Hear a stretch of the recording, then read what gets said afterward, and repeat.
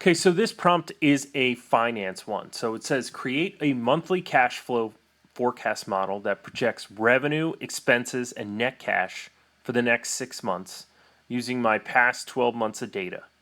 And then I just gave it a number. I said I currently have $34,567 in my operating account. So I use very generic data here. It's not, I just asked it to generate some sample data before this prompt. So it's not detailed. So obviously you would upload some information from your accounting system in order to pull this information out. And what we get here is a 6 month cash flow process and a forecast based on the last 12 months of data.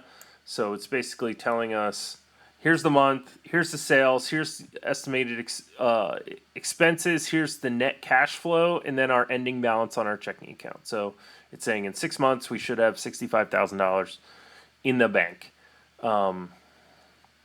So that's the type of information that you can put on there. You obviously update your own financial transaction information. You can do this for other type of forecasting. So if you don't want to do just cash flow, do you want to look at revenue? Do you want to look at expenses? Do you want to look at possible things that you can cut on your expenses? All those types of things you can do just by uploading that financial information into the system. Now, obviously, if you're uploading this kind of sensitive information for your company, you need to make sure that you're doing it correctly and that you're operating in a secured environment.